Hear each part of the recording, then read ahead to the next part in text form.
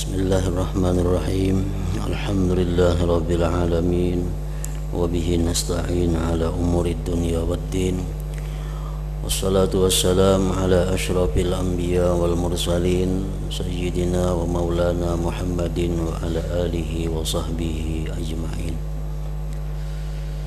Qala al-musannif al-imam hujjatul Islam Abu Hamid Muhammad bin Muhammad al-Ghazali rahimahullah wa nafa'ana bi'ulumih.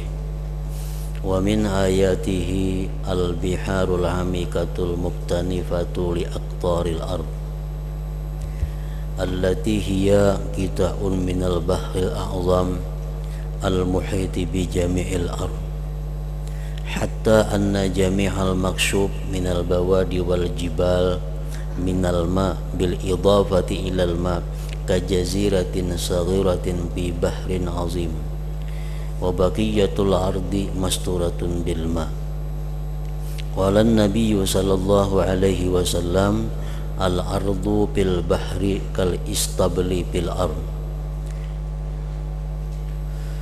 fa ansaba istablan ila jami'il ard wa'lam anna al arda bil idafati ila al bahri mithluhu wa qad syahadta ajaibal ardi wa ma fiha wa ta'ammal al-ana ajaibal bahr fa inna ajaiba ma fihi minal hayawan wal jawahir adha'afu ajaibi ma tushahiduhu ala wajhil ard kama anna sa'atahu adha'afu sa'atil ard ila akhirih. Makna kalamul Imam Al-Ghazali rahimahullah wa nafa'ana bi'ulumih. Dan di antara tanda-tanda kebesaran Allah Subhanahu wa ta'ala adalah lautan yang dalam yang mengelilingi semua penjuru bumi, di mana lautan itu sebagian dari lautan yang besar yang meliputi seluruh bumi. Di sini Imam Al-Ghazali mengajarkan kepada kita tentang jalan atau bahan tafakur.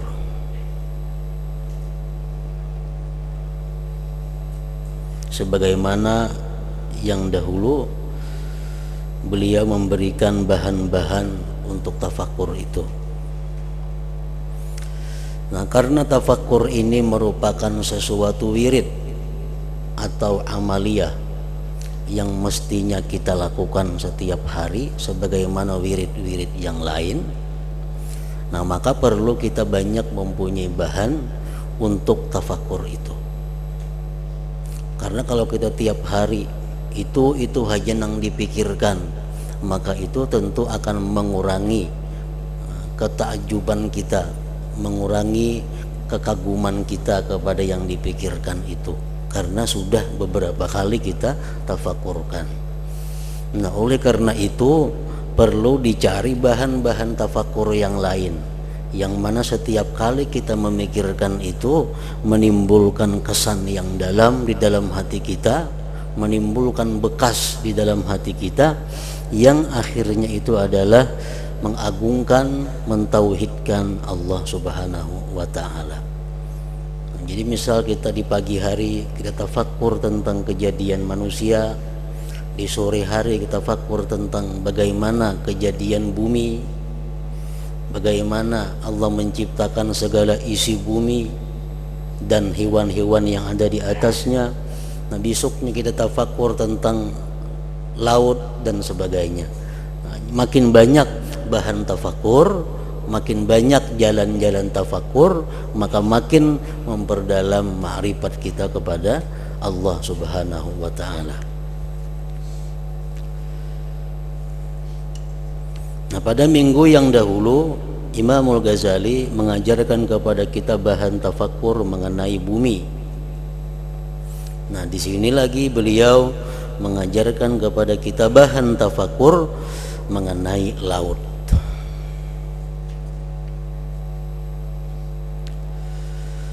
Nah, di antara tanda-tanda kebesarannya Allah Subhanahu wa taala adalah lautan-lautan yang dalam. Berapa dalamnya laut? Ada 10 km, 10 pal dalamnya laut. Ada yang 12 pal dalamnya laut.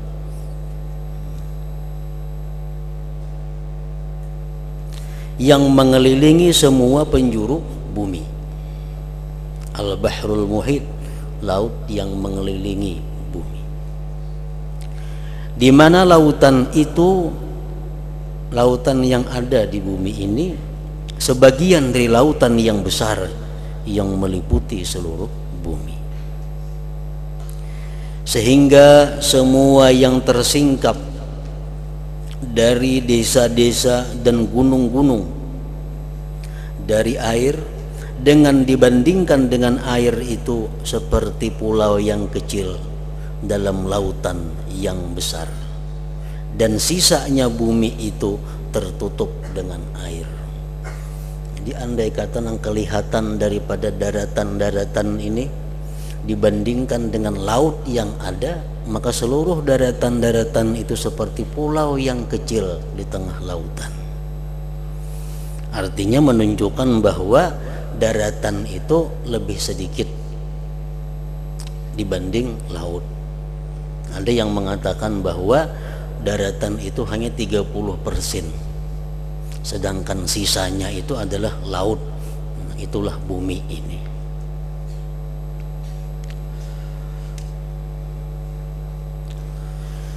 Rasulullah sallallahu alaihi wasallam bersabda, al-ardu bil bahri kal istabli bil ard.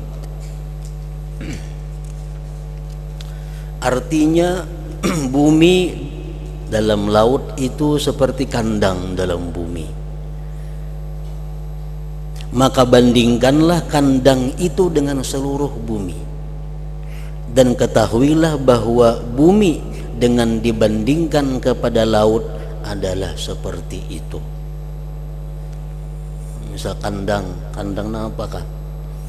Nah, kandang, lalu sisanya yang di luar kandang. Yang dalam kandang itu laksana darat, sedangkan yang di luar kandang itu laksana laut.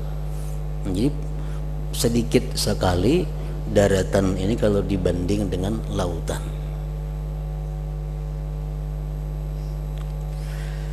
Dan telah kamu saksikan keajaiban bumi dan sesuatu yang ada padanya. Kita sudah melihat keajaiban bumi, maksudnya darat nih, tumbuh-tumbuhannya, binatang-binatangnya, manusia, batu-batuannya dan sebagainya. Kita sudah menyaksikan tentang daratan dan keajaiban-keajaiban yang ada di daratan ini. Artinya satu pohon saja kalau kita tafakur itu menghabiskan banyak waktu. Satu biji batu kalau kita mau tafakur, mau merenungi, itu banyak menghabiskan waktu. Nah, itu keajaiban-keajaiban yang ada di daratan bumi. Maka pikirkanlah sekarang, renungkanlah sekarang akan keajaiban laut. Sesungguhnya keajaiban laut adalah sesuatu yang ada padanya dari binatang-binatang dan permata-permata berlipat ganda dari keajaiban-keajaiban yang kamu menyaksikannya di permukaan bumi. Kalau kita banding keajaiban-keajaiban laut lebih menakjubkan daripada yang kita saksikan daripada keajaiban-keajaiban di bumi, di darat ini.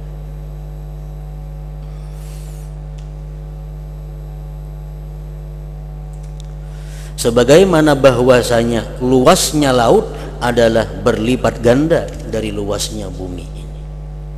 Tentu makin luas keajaiban ciptaan Allah yang ada di laut itu.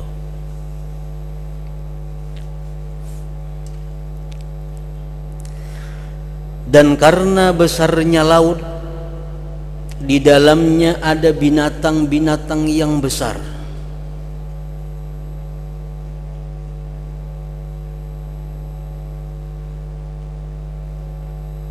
Yang kamu lihat kemunculannya di laut, lalu kamu menyangka bahwa binatang-binatang itu adalah pulau.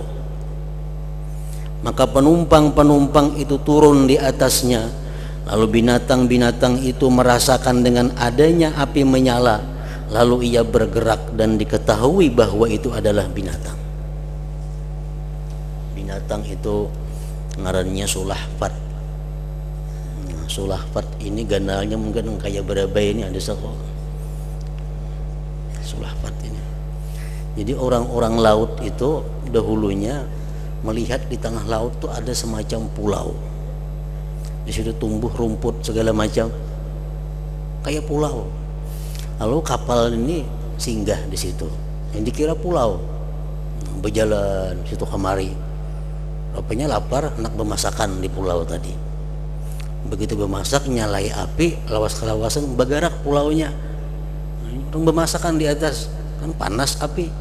Nah setelah itu baru mengetahui ternyata bukan pulau, ini satu binatang yang sangat besar, ngarannya tadi sulahfat. Itu mau dimakan seberapa yang cukup makan itu, dan itu halal dimakan. Binatang laut tuh halal.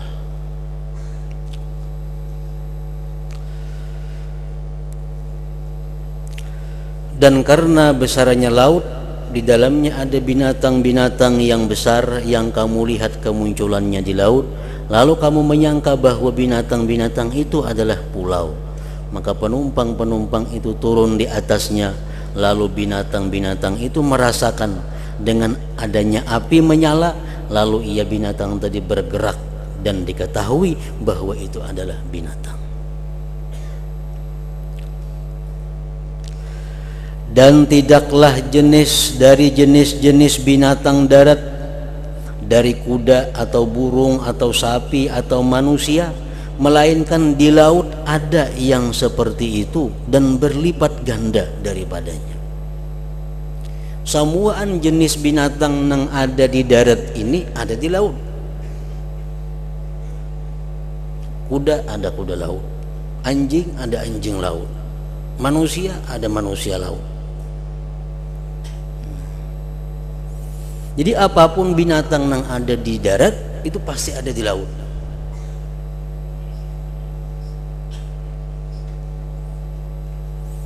Nah manusia laut itu bedanya dengan manusia darat. Kalau manusia darat ini hayawan natik, itu adalah binatang yang bisa berpikir, bertutur, ada akal, ada taklif. Nah kalau itu manusia laut tuh binatang murni, cuma bentuknya sama dengan manusia, bedanya ini berbuntut, itu aja, berbuntut di belakang. Kalau putungan lain sama dengan manusia.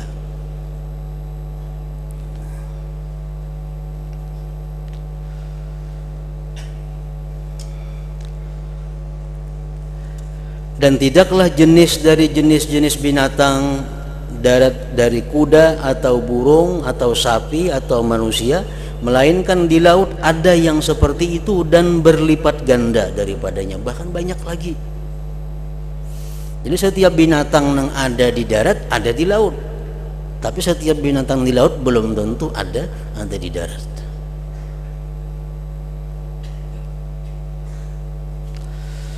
Dan di dalamnya ada jenis-jenis yang tidak diketahui bandingannya di darat itu.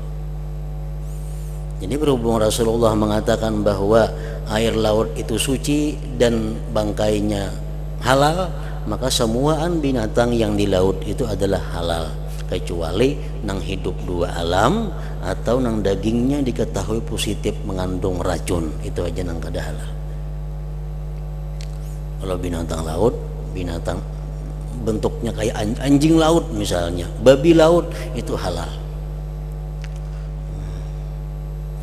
Nang kada halal cuma nang hidup di darat, hidup di laut, kedua-duanya macam buaya umpamanya, tuh di darat hidup, di laut hidup, atau binatang-binatang yang mengandung racun.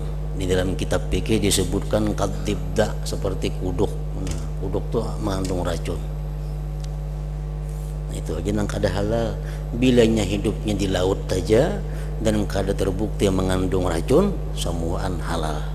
Itu binatang-binatang yang ada di laut tadi. Walaupun bentuknya kayak babi, kayak anjing, itu kada jadi soal.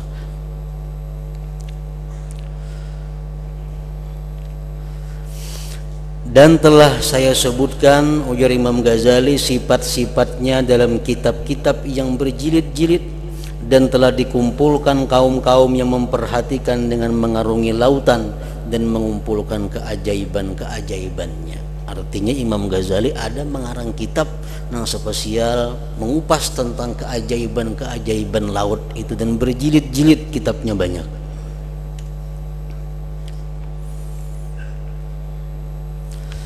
Kemudian perhatikanlah bagaimana Allah Subhanahu wa ta'ala menciptakan mutiara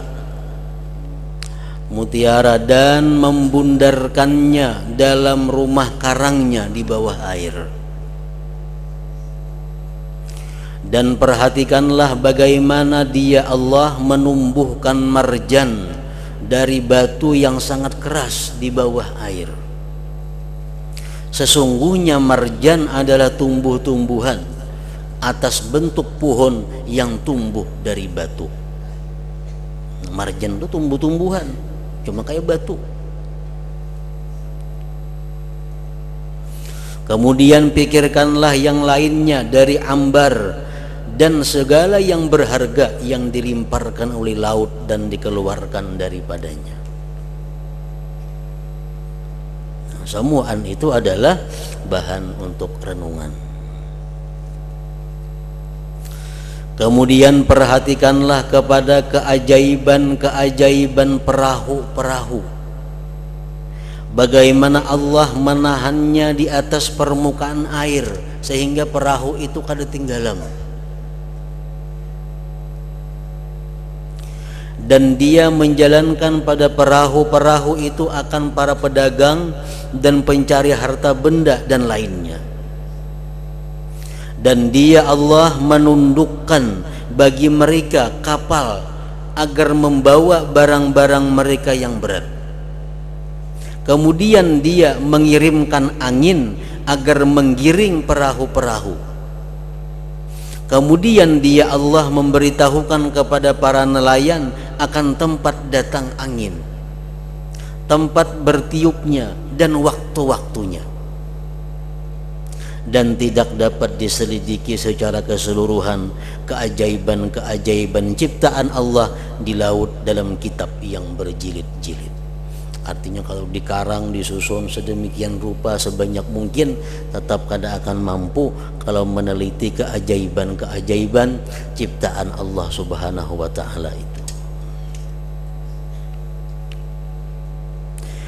Yang lebih mengherankan dari yang demikian seluruhnya adalah apa yang tampak dari yang tampak, yaitu cara menitiskannya akan air. Dan air itu adalah jisim yang halus, lembut, mengalir, bersih, yang bersambung bagian-bagiannya seakan-akan sesuatu yang satu. Nah, jadi air itu benda nang bersambung, sesuatu nang satu. Makanya kalau di sini diwarnai, di situ 4 berwarna. Karena air itu bagian sesuatu nang satu, yang lembut susunannya, cepat menerima untuk dipotong-potong. Banyak dok dicibuk kan, kau lakas saja dicibuk ini. Seolah-olah ia berpisah. Yang diciptakan untuk dipergunakan, yang menerima untuk berpisah dan bersambung. Dengan air itulah hidupnya setiap yang ada di permukaan bumi, dari binatang dan tumbuh-tumbuhan. Maka jikalau seseorang hamba memerlukan kepada seteguk air dan ia dicegah daripadanya, niscaya ia mengorbankan semua simpanan di bumi dan miliknya di dunia untuk menghasilkan seteguk air itu. Orang ini sangat haus, sangat dahaga, sudah kada kau bertahan lagi. Kalau nya kada nginum orang ini mati. Ada orang berjual secangkir banyu, harganya aja orang 20 juta, duitnya kita ada, jatuh kita tukari. Daripada mahalnya harga air itu bagi mereka yang memerlukannya.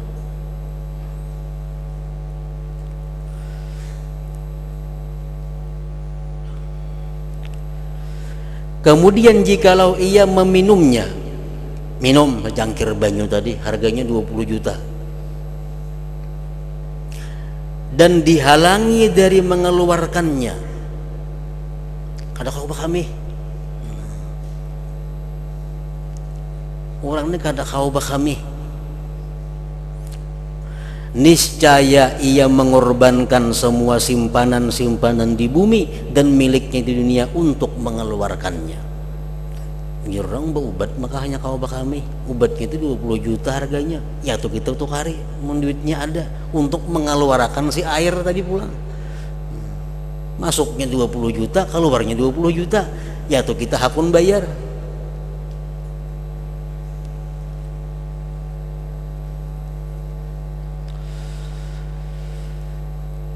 Maka yang mengherankan dari anak Adam, dari manusia, adalah bagaimana ia memandang besar kepada dinar dan dirham dan benda-benda yang berharga, dan ia lalai daripada nikmat Allah pada seteguk air apabila ia memerlukan kepada meminumnya atau mengusungkan diri daripadanya dengan mengorbankan semua dunia padanya.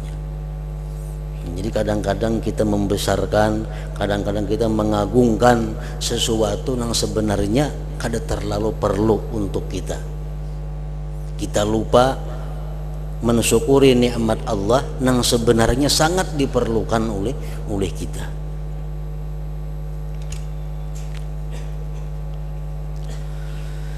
Maka pikirkanlah tentang keajaiban-keajaiban air, sungai, sumur, dan lautan, maka padanya tempat yang luas dan jalan bagi pikiran. Kalau kita mau tafakur masalah banyu aja itu sudah luas.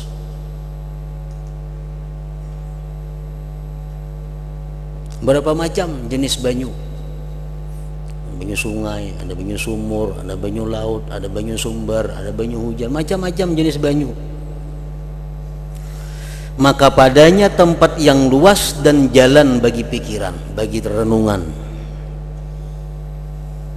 Dan semua yang demikian itu adalah saksi-saksi yang jelas dan tanda-tanda yang membantu, yang mengatakan dengan lisan keadaannya, yang mengatakan dengan lisan halnya, yang menjelaskan tentang keagungan penciptaan, yang menerangkan penciptanya, yang menerangkan tentang kesempurnaan hikmahnya padanya,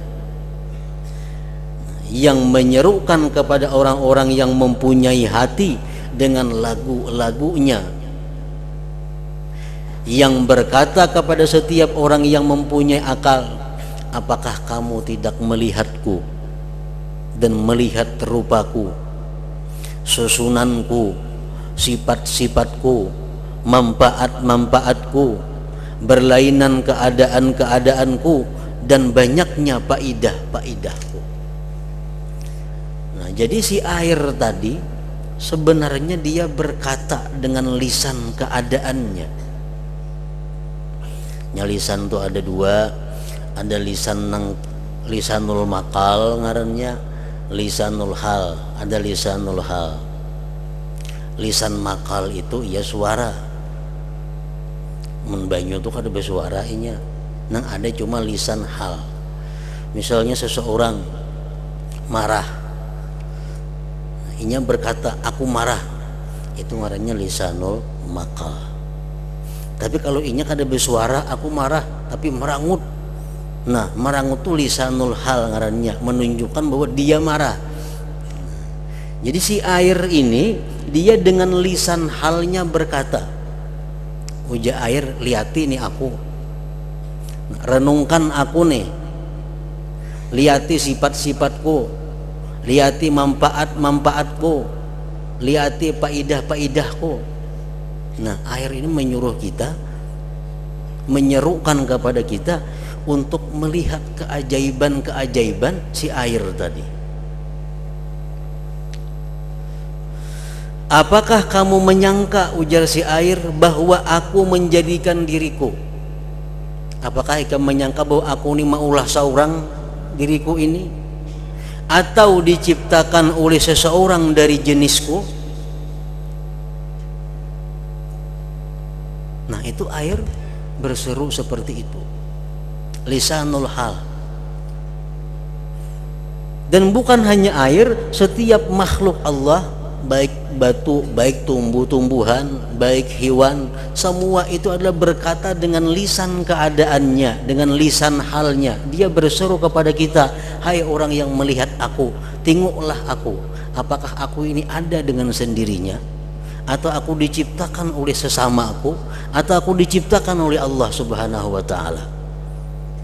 Nah, orang-orang yang punya mata hati yang tajam, maka dia bisa mengerti dan bisa mendengar apa yang disuarakan, diungkapkan oleh makhluk Allah Subhanahu wa ta'ala tadi.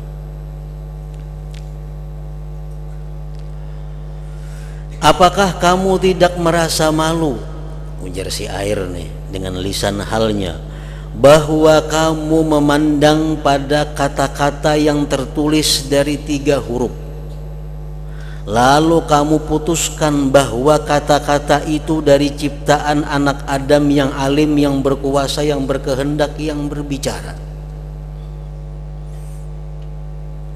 Kemudian kamu memandang kepada keajaiban-keajaiban, garis-garis ketuhanan yang tertulis di atas lembaran-lembaran wajahku dengan pina ketuhanan, di mana penglihatan tidak mengetahui zatnya, gerakannya, bersambungnya dengan tempat garis itu.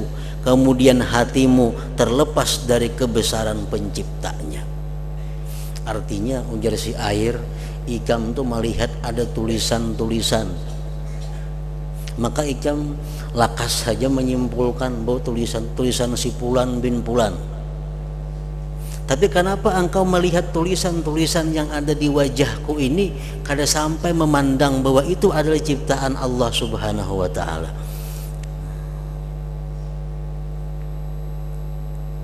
Nutfah, air mani. Nutfah berkata, air mani yang ada di rahim ibu, berkata kepada orang-orang yang mempunyai pendengaran dan hati, tidak kepada yang dijauhkan dari pendengaran. Ini nutfah ini menghitab orang-orang yang hatinya hidup, tidak kepada orang yang hatinya mati. Ujar nutfah tadi, kamu menduga aku dalam kegelapan perut, yang tenggelam dalam darah haid. Ikam menyangka aku ini tinggalam dalam darah haid. Ikam menyangka aku ini gelap di dalam rahim itu. Pada waktu yang tampak penggarisan dan penggambaran atas wajahku. Kan manusia itu ditaswir, dibentuk, dirupakan oleh Allah waktu berada di dalam rahim ibu.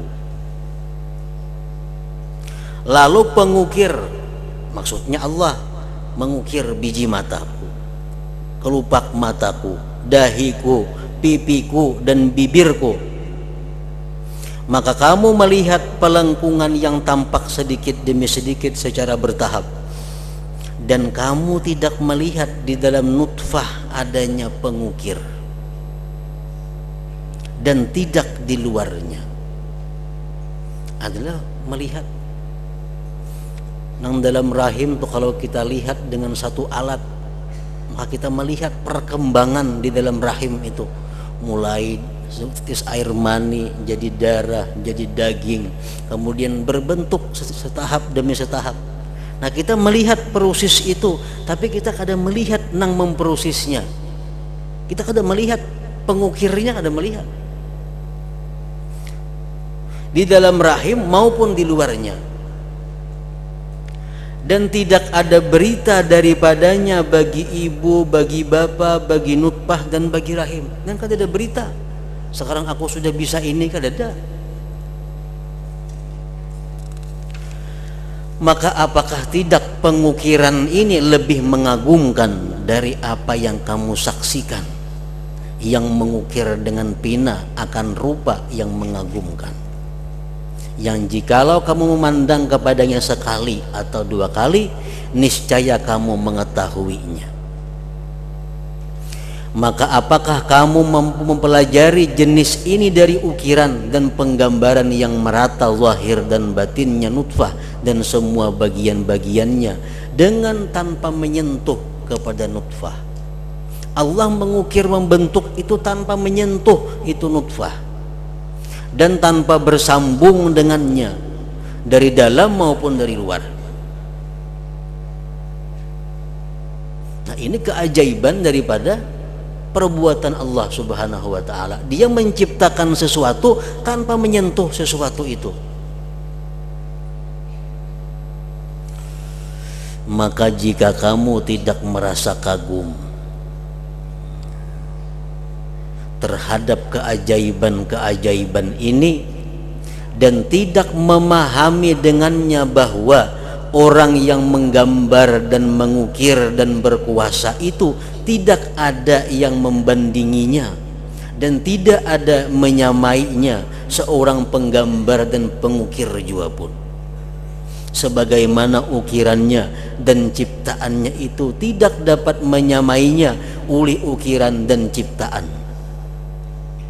Maka di antara dua yang memperbuat dari perbedaan dan jauh adalah apa yang di antara dua perbuatan itu. Nah, kalau kita manusia menggambar, membentuk, mengukir, itu kelihatan jelas orang itu bersambung, berhubung, bersentuh dengan apa yang ia perbuat, dengan apa yang ia ukir. Tapi kalau Allah Subhanahu wa taala maha suci daripada bersentuhan itu. Kalau kamu tidak merasa kagum dari ini, kalau kita yang memikirkan ciptaan Allah berupa proses kejadian manusia di dalam rahim, kita renungi, mulai setitis air mani jadi segumpal darah, segumpal daging, jadi berbentuk. Kita renungi itu, tapi kita kadang merasa takjub umpamanya. Kita kadang merasa heran. Maka kagumlah daripada tiada kagummu itu. Kalau kita nih kadang merasa heran merenungi itu, maka heranlah kamu atas ketidakheranan kamu itu. Kita nang aneh jadinya. Kalau kita merenungi itu kadang merasa kagum, berarti diri kita ini ada kurang. Padahal kalau orang nang sempurna, dirinya nang baik, dirinya nang hidup, memandang sesuatu nang ajaib pasti kagum. Nah, kalau memandang itu kada kagum, berarti orang ini ada masalah. Melihat lukisan nang sangat indah atau melihat apa nang sangat menakjubkan, orang semuaan kagum. Inya kada kagum, berarti orang ini ada masalah. Nah, itu juga bila kita merenungi sesuatu yang diciptakan Allah dan kita kadang merasa kagum, apalagi sampai terucap subhanallah, kadang merasa kadang terucap maha suci Allah, biasa-biasa melihat apapun ciptaan Allah. Nah, itu menunjukkan bahwa kita ini mestinya heran dengan tidak herannya kita itu. karena sesungguhnya itu lebih mengherankan dari setiap yang mengherankan.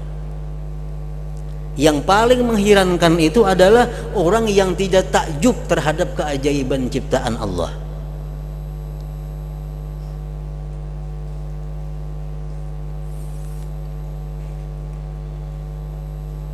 Maka sesungguhnya yang membutakan mata hatimu beserta jelasnya ini dan mencegahmu dari penerangan beserta terangnya ini adalah layak untuk kamu hirankan. Barang tuh saling genalan, samuan orang melihat, inya kada melihat, ini aneh orang ini. Siang terang benderang, barangnya ganal, orang samuan melihat, inya kada melihat, aneh orang ini. Nah, berarti orang ini ada masalah di dalam matanya. Nah, sama halnya kalau ciptaan Allah seperti nutfah, seperti binatang-binatang yang ada di darat, yang ada di laut, tumbuh-tumbuhan ciptaan Allah, bagaimana tumbuhnya, perkembangannya. Nah, kalau ini kada heran melihat itu, berarti orang ini mata hatinya ada sesuatu yang mencegah daripada kagumnya dia kepada ciptaan Allah itu. Nah, dalam minggu-minggu yang telah lalu kita masih ingat bahwa penyebab sesuatu yang membuat dia tidak kagum terhadap keajaiban ciptaan Allah itu ada 10 hal. Jadi membuat kita kada kagum. Inya kagum terhadap ciptaan-ciptaan manusia. Kalau ada manusia nang melukis, nang maulah patung sangat indah, inya kagum. Wah, ulahan siapa tuh? Di mana rumahnya? Kampung mana ini begana? Tapi kalau melihat yang lebih indah daripada itu ciptaan Allah, inya kada merasa kagum dan kada mencari ulahan siapa itu. Nah, kalau demikian berarti orang ini ada penyakit di antara 10 macam penyakit itu. Yang pertama disebutkan dahulu, orang ini mungkin hubud dunia. Nah, orang hubud dunia pikirannya selalu dunia. Orang pikiran dunia itu apa? Menguntungkan kada lawan dunianya. Orang yang mencintai dunia, pikiran itu adalah dunia, untung kada. Nah, orang yang dikuasai hubud dunia, melihat apapun keajaiban ciptaan Allah, ini kada merasa takjub, kada merasa heran, jauh daripada mengucapkan subhanallah umpamanya. Yang kedua, mungkin penyakitnya orang ini adalah aklul haram, makan nang haram. Orang yang memakan haram mengakibatkan mata hatinya rusak. Mata hati yang rusak jelas sudah kada akan melihat keajaiban ciptaan Allah Subhanahu wa ta'ala. Yang ketiga, dimungkinkan orang ini ikhwanul ghafilin. Orang ini kawannya orang-orang yang lalai. Kawan-kawan di sekitarnya orang-orang yang lalai kepada Allah. Padahal ini kada hubud dunia. Padahal makanannya orang ini halal, cuma kehidupan orang ini sekelilingi oleh orang-orang yang lalai kepada Allah. Nah, membuat inya pun jadi demikian. Yang keempat, al-kibru, kesombongan.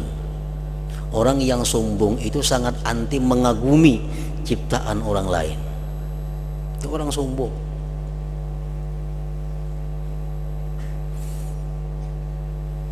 Yang kelima, kasratul mizah. Orang ini suka bersenda gurau.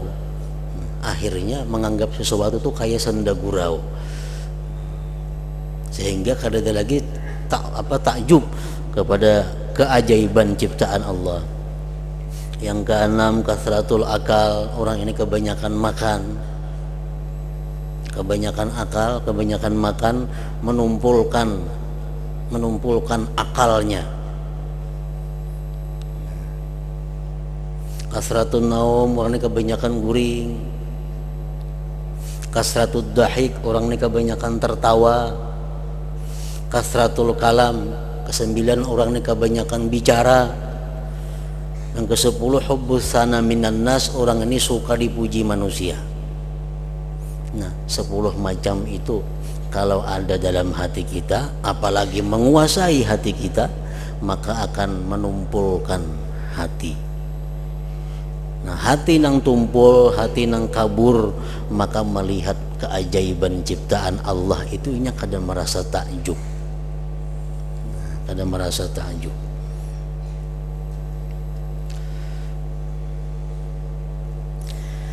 Maha suci Tuhan yang memberi petunjuk,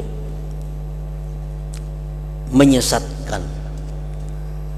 Memberi petunjuk Allah, yang menyesatkan Allah juga. Membelokkan, meluruskan, mencelakakan, membahagiakan, dan membuka mata hati kekasih-kekasihnya.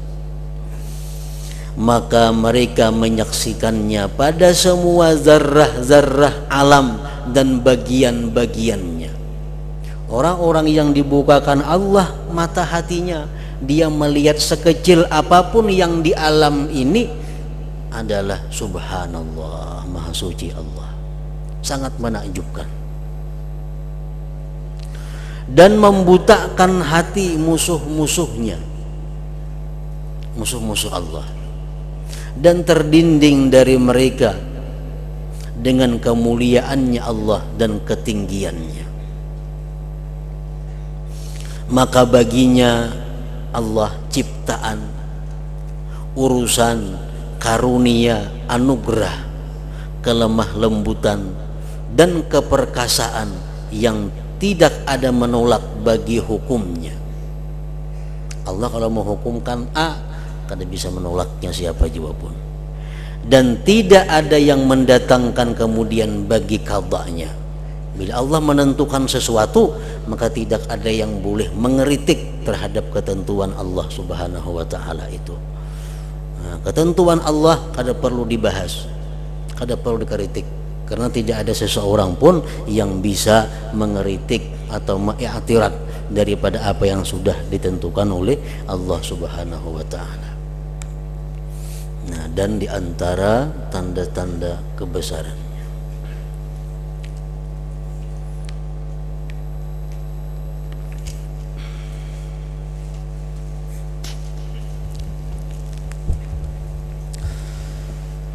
afdalul dzikri fa'lam annahu la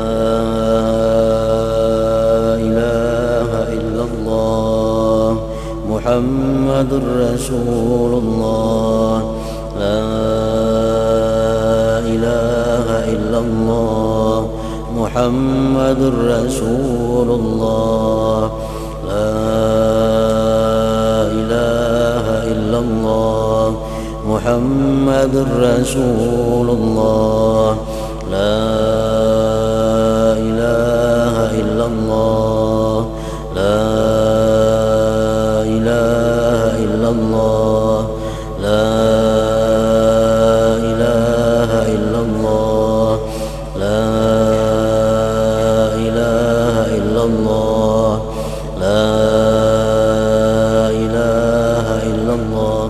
Allahu Allah, Allahu Allah, Allahu Allah, Allahu Allah, Allahu Allah, Allahu Allah, Allahu Allah, Allahu Allah, Allahu Allah, Allahu Allah, Allahu Allah, Allahu Allah, Allah. La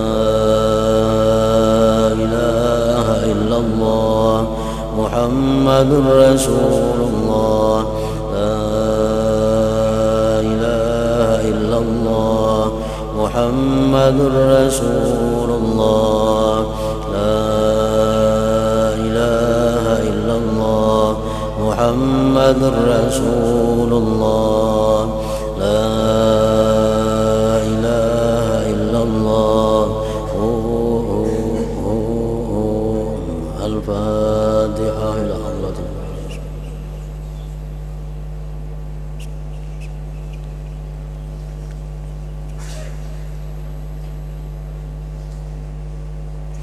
فيا يخرجون منه شفاعة صلوا عليه وسلموا تسليما اللهم صل وسلم